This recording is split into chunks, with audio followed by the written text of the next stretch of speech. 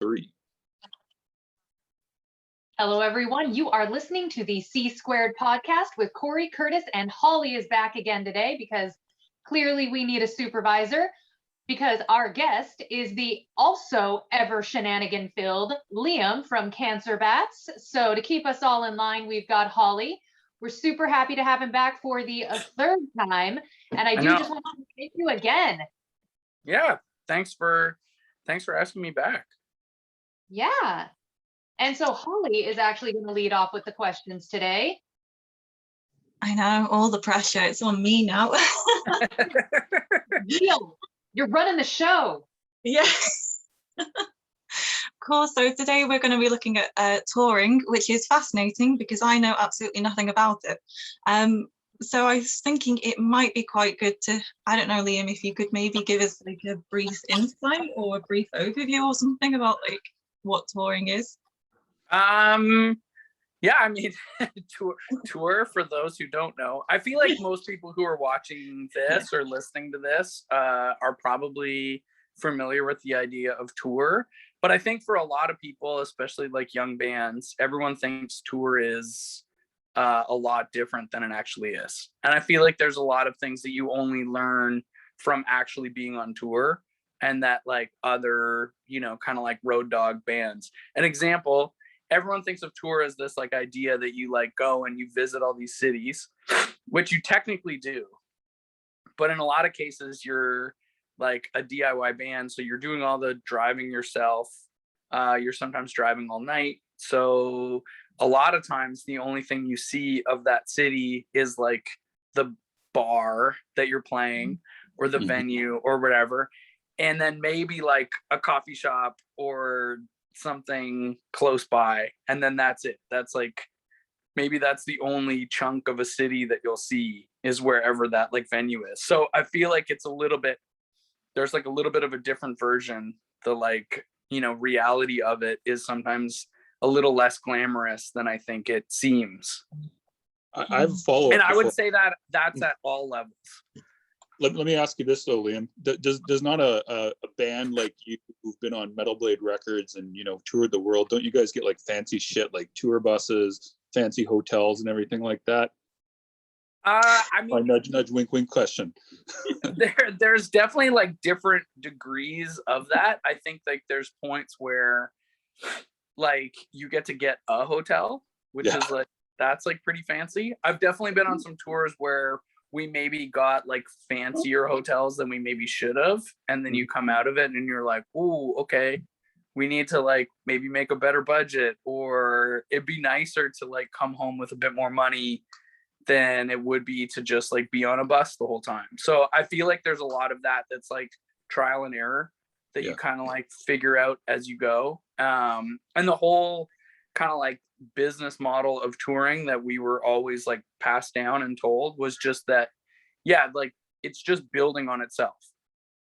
So the whole way that tour works is that you like play these cities and then you return to them again. That's like the basic business model. So basically, sorry Holly, I know I'm cutting you off, but I just want to follow this one up. Fine. So basically, when you're starting out, you're going to be going through like basically sleeping in the van is basically what you're saying. I guess is what I'm saying. Yeah, sleeping in the van, or like maybe you're staying with people that you meet. Like sometimes people will like put up bands at their homes, or sometimes the venue has like a band room like full of bunk beds and you can stay there. So there's like different varying degrees of like, your starter tours. It's like being homeless, it sounds like almost. There's definitely some moments in our band's history where like none of us had apartments. Yeah, I'm sure. And we were just committed to being on tour for the whole time. Yeah. So to be gone for, 7 months at a time was sort of the way that we were able to like make it work. I think that's why a lot of the like hard grind tour model is like sort of like a young person's game. I think it's like easier to do when I couldn't play 300 shows a year like right now as like my current adult self. But when Mhm. you're like 27, you know, and you're like really excited to like get out there and see the world, like, yeah, the goal was play 300 shows. 300 shows in 12 months was like, that was like our goal when we first started. That is admirable yet insane at the same time. But I think there's something to be said about also that like 10,000 hours idea, Yeah, that you're just looking for a way to be able to like play as often as possible. And I think like the more you can kind of like go through those like different live scenarios, I think you just every band becomes a better band. yeah, I agree. Like- Holly, I'll let you take over. Oh, sorry, Liam. Go I ahead. was just gonna say the big thing I think is playing in front of different people. That's like Yeah. where, like, I think you could play in your same town, you know, and it wouldn't have the same effect. Because I Mhm. think like being able to like learn how to adapt and like, you know, just like change your show depending on who's there is Yeah. like an important, I think, skill for a lot of bands. Maybe not every band. That's why I hesitate, because I do think, and we started to talk about this before we were recording, that there are some examples of where maybe touring isn't the be all and end all of how to like make your band successful. That's a Holly lead in. Yeah. Right, okay. It's fine. You've given me time to think of some questions. Yeah, so it's quite interesting, I think, to know how you go about booking shows, because I mean, obviously, I imagine it's quite different how you're doing it now compared to how you're doing it when you were starting out. I feel like actually now is more full circle to where we started. Oh, okay. Hmm. Because when you first start out, you're just reaching out to like people who you're friends with, you know, and you're making connections, and it's like maybe you get a contact, like you're emailing people that maybe your friend's band has worked with, or someone who, you know, like, I don't know, you play in a band, so you probably have some other friends that also play in bands, and you would be like, hey, we want to play in, like, you see that they played in Wales, let's say, I don't know where you live, but let's say like a far off place like Wales. So they've played like 3 shows in Wales, and you go, oh, those shows look like they were great. Your band kind of sounds like my band. Could I get those promoters' contacts? And that's how I think like it should go. Like personally, as like a way for your band to like actually grow, is like for you or someone in your band to like contact that promoter who works at that club or space or whatever, who's doing shows in their barn, and they go, oh yeah, cool, like you sound like this band, I like that music as well, I know these, you know, 30 or 40 people that want to come and see that show, and this is a really good idea. And that to me is like, that's perfect DIY grassroots scenario. And that's how you like slowly build up those things, and you make those contacts, and then you have like, obviously, like those people start following you on Instagram, and then that's how things like naturally build. So then full circle to that, there's all these people that we've now met around the world that in a lot of cases, like I can like DM them or like text them, or I have their email, and we're still setting up shows like that. Like, hey, we've done shows in your town for, you know, 15 years. Or in a lot of cases, they're the same promoter that we've worked with for 15 years. So it's just a text message. They're like, I saw you're putting out a new record. Like, let's do an Ottawa show. And I'm like, sick. Like, I've been texting Sean Scallon from Ottawa since like I lived there in 2002. So it's like that kind of stuff that you're like, oh, okay, these are people that you, again, you know. And then it's again, it's more of that like DIY grassroots, because everyone's just doing it based on being like mutually into it, versus some of the scenarios where like maybe you're like getting bigger and you have an agent and they're booking shows more based on like what's happening in the bigger picture.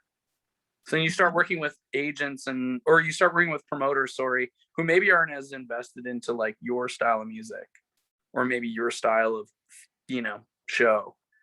And they're just doing it because they want to do like another show for someone else, you know. So that's where I'm like, oh yeah, it's kind of like in a long roundabout way.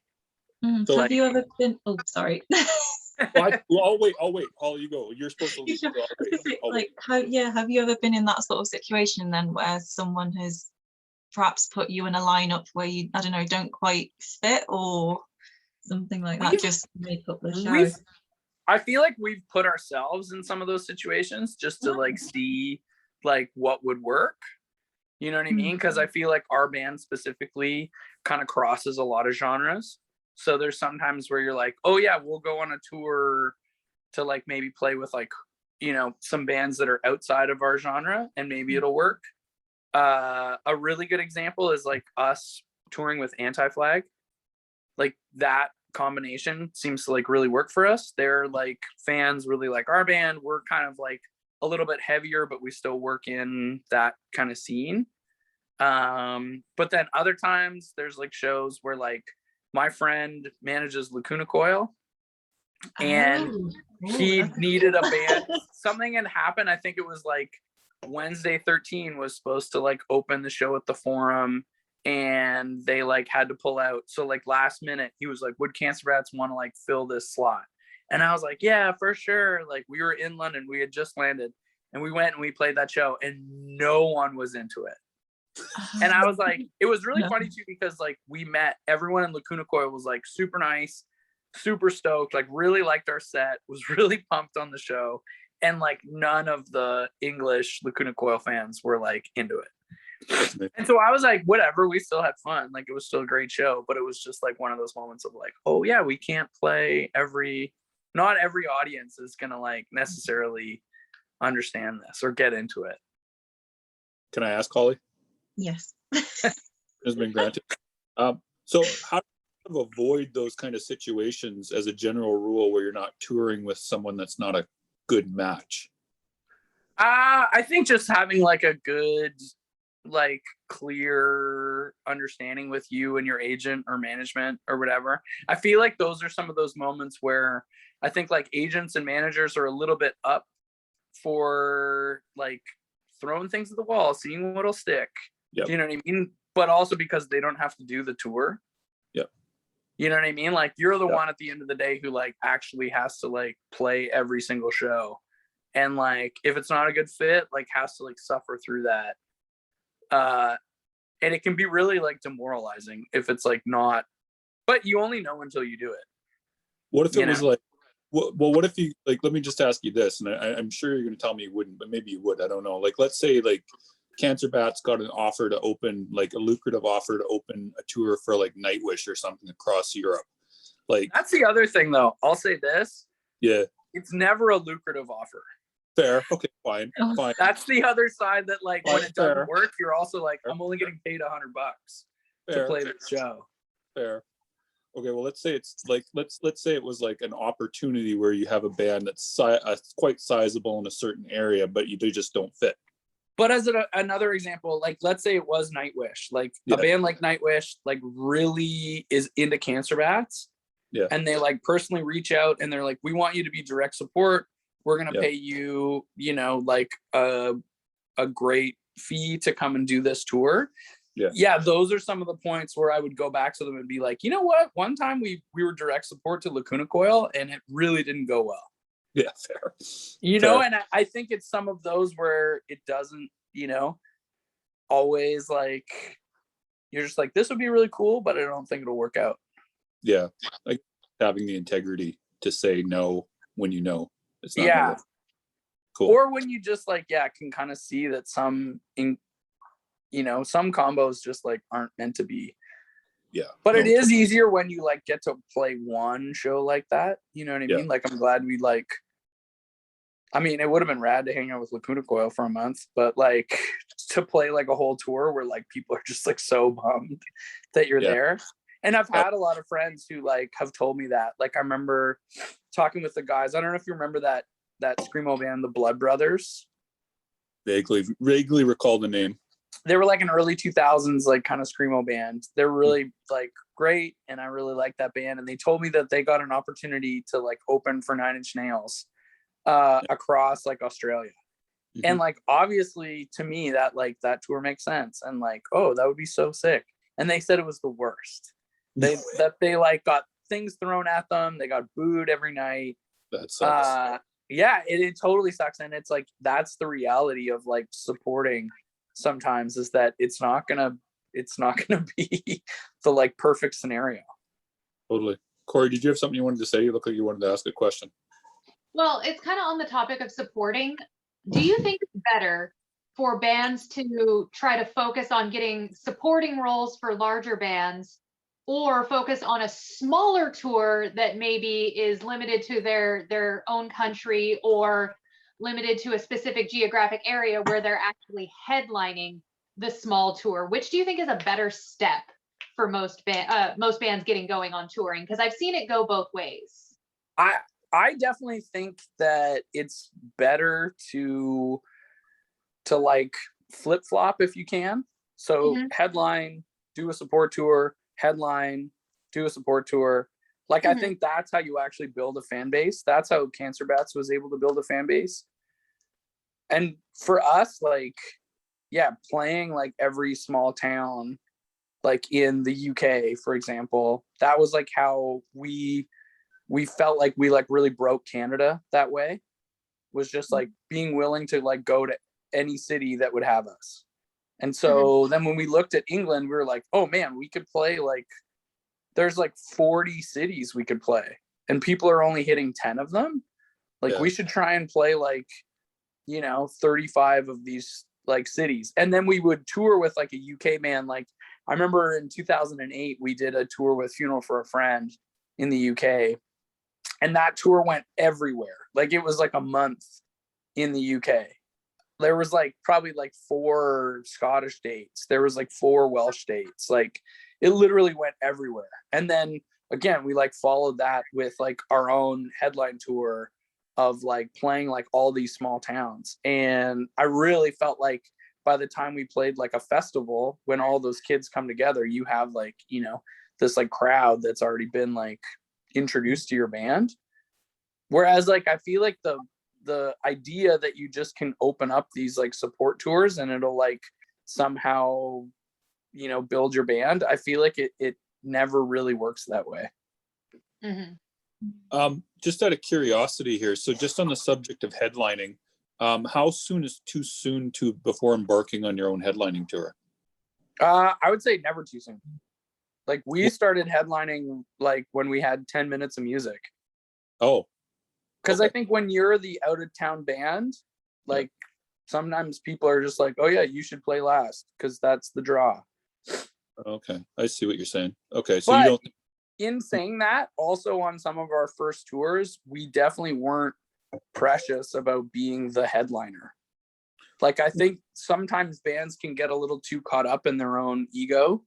Yeah. When they're like coming out, like some of the better shows that we played on our first ever West Coast tour, there was like 2 local bands that were way bigger than us.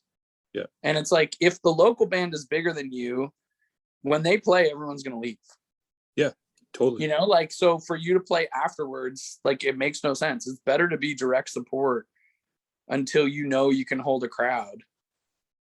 Yeah, that's an important lesson. But okay, so now let me ask you this. So now if a band, when they're first starting out, was to book a tour, like let's say it's their debut album, for example, do you think that they should embark on a headlining tour if they can't find a supporting act, or do you think they, or not for them being direct support? I mean, or how do you think? Yeah, I think that there's also this idea too of like too many people are like, oh yeah, there should be like you need to book a tour that's like you and a couple of other bands. Yeah. Where I think when you're first starting out, it makes way more sense to have like you play with local bands. Good like point. Play with different local bands every single night and like meet new people and like kind of like become a part of the scene like better by doing that. Good point. And listen to the promoter. Like if there's a promoter that's like, man, this local band draws 200 kids. Yeah. And you've never been to their town before, then just be like, oh, okay, cool. Like have those guys play last and we'll play before them. Yeah. I guess it's an ego thing that you just got to kind of take care of at the same time. Because I've seen so many bands and kind of like learned from that like lesson, like of seeing bands be like really like aggressive. And one, it doesn't impress a promoter that you're a total dick. Yeah, totally. Okay, Holly, you're back. You sure? I'm sure you're back. Cool. Okay, just checking. I guess it'd be kind of useful to know if there's like, I don't know if you have any sort of, I know you've kind of covered this, but any particular do's and don'ts for when like trying to organize a tour or anything? I'm trying to think of like, yeah, I think like just kind of like go with the opportunities that present themselves.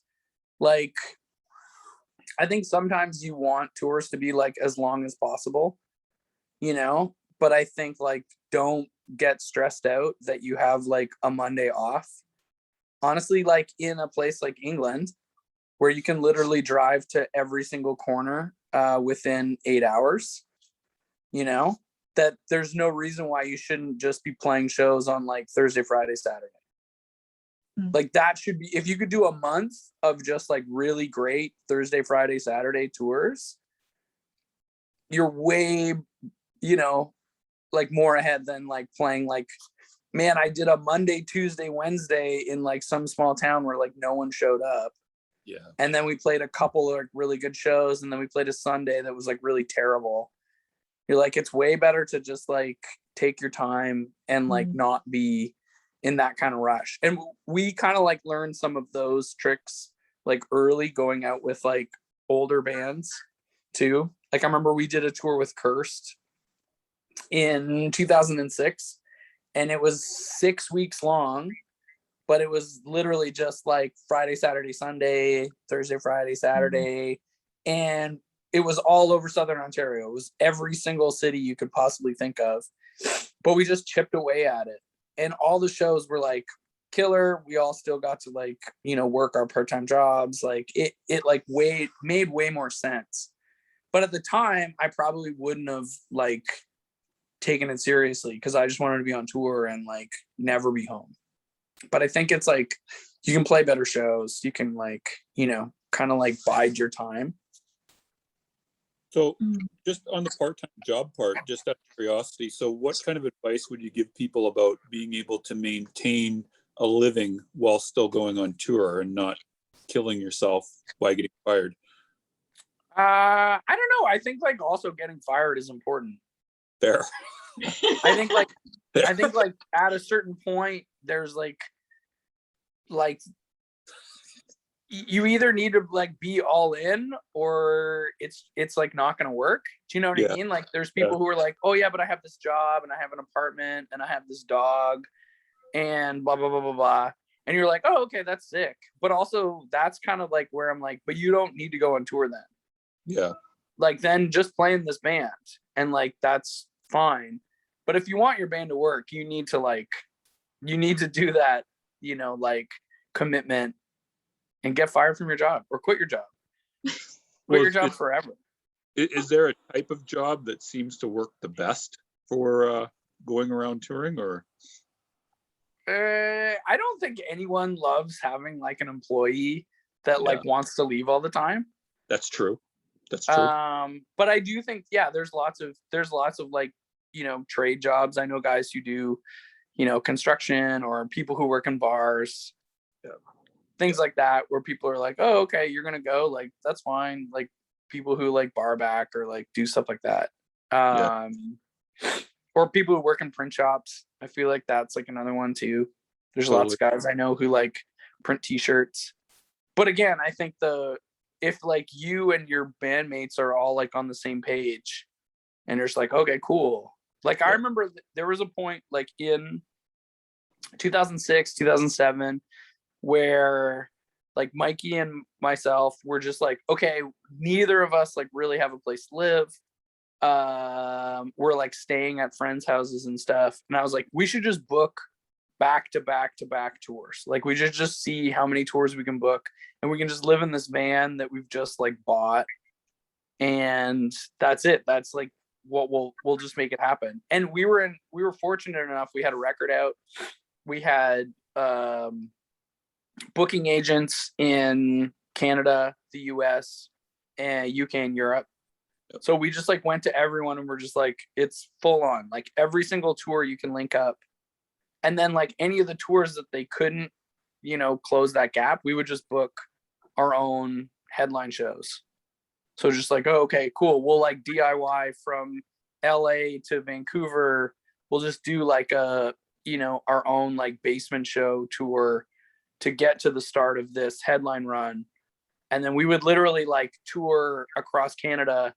We'd like park our van and then like fly to England. Nice. And it was just, that was like, we did that for 7 months. Nice. Solid. Nice. And I felt like that was like the big, you know, you kind of like take these risks and they either pay off or your band breaks up. Fair enough. It's kind of, but maybe that's good too. Yeah. So Holly, we got about 8 minutes left. Do you want to get a couple more rapid fire questions to Liam? Sure. I guess I'll it'd do be quick interesting. answers. Quick answers. It would be interesting, sort of going back to what we mentioned a little bit about the idea of whether bands do need to tour or not anymore. Because, like you say, there's more and more people who are just doing the, you know, Yeah. make music, put it out there, and that's it kind of thing. Mm-hmm. Yeah, and I think like while we were touring a lot and kind of like really grinding, I noticed some bands that were just like taking their time and really like perfecting, you know, their craft, and like also kind of like making sure maybe you're like not in a rush to put a record in. So instead of maybe like writing a record as quickly as possible, you're like, I'm going to take 2 years and I'm going to make sure this record is like the best thing ever. And then like maybe you're putting together a live show and you're like, man, this live show is going to take me like a year to put together. But when I do perform it once, it's going to like blow people's minds. Or like as an example now, like how things have shifted even further, like maybe your show is just like a live stream, or maybe it's just like a pre-recorded like performance. Because I think there's a lot of people who are like, I'm not in a band because I want to hang out with people or like travel or do any of these things. Because I also think the reality is that that's not for everyone, you know? So I think there's also some successful bands that, you know, didn't necessarily like grind their way up to that point. I think of like, I mean, I'm sure you maybe know some more metal bands. I think of like Mets was like a band, like they, you know, played some shows, like they didn't, you know, not play any shows, but they never really toured outside of like, you know, Toronto or like that kind of like area, or they would do short kind of runs. And then they put out this like phenomenal record on Sub Pop, and everyone was just like, oh, now like I like have to see this band. And so they kind of like, you know, jump some of those like steps, but I think by being really serious and like kind of honing their craft. Or a band like Fleet Foxes, I think of like that first Fleet Foxes album, apparently they wrote it for 4 years before they like put it out. And I was like, yeah, if you take 4 years to like make a record and it's like perfect, then yeah, maybe you don't need to like learn that from like playing 1,000 shows. What else do we got, Holly? Got time for maybe 2 more questions, rapid fire. Ooh. Oh God. I'm running out now. Well, I I was know, gonna say though, one thing I think the most important part too is that I think like the playing of the show, whatever like you decide, however you decide to do it, should be out of like, because like you're passionate about doing that thing. I think I've touched on this like a few other podcasts too, like that this again should be like an extension of that art. And I think like until you know what that looks like, you shouldn't be in a rush to do it. Do you know what I mean? Like I had like a really easy, like I want to be in a hardcore band. I want our shows to be really intense. So when we play these shows, I'm just gonna like lose my mind. But if you don't, if it's not clear, then I think like you don't need to go on tour yet. Do you know what I mean? And I think like until you have that clear idea of what you want to like present to the world, I think there's this notion that your band can't exist. And I think there's something to be said, and a lot of us have learned this now, that there's something to be said about like all of that work that you put into that you're maybe not necessarily like getting paid for yet. You know, so you're like working on these things and you're like really trying to put this effort into what the final product will be. And I think again, like if a lot of bands like took their live show that seriously, because like, man, there's so many clunky first shows that you see of bands, if they had just taken like 6 months to like really practice and like become a lot better, like would that first show have like gone over? You know, you only have like one chance to make a first impression. It's like, again, if you took your live show that seriously, would that all have like made a better impact? Mm. Yeah, I can definitely relate to all that.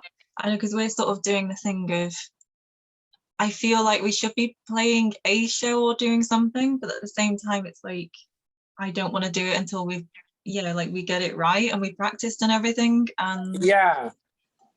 mm, Yeah, and I don't think there's a wrong answer. Do you know what I mean? Because it's just like, I think, yeah, you need to play shows so you can feel like what playing a show is like.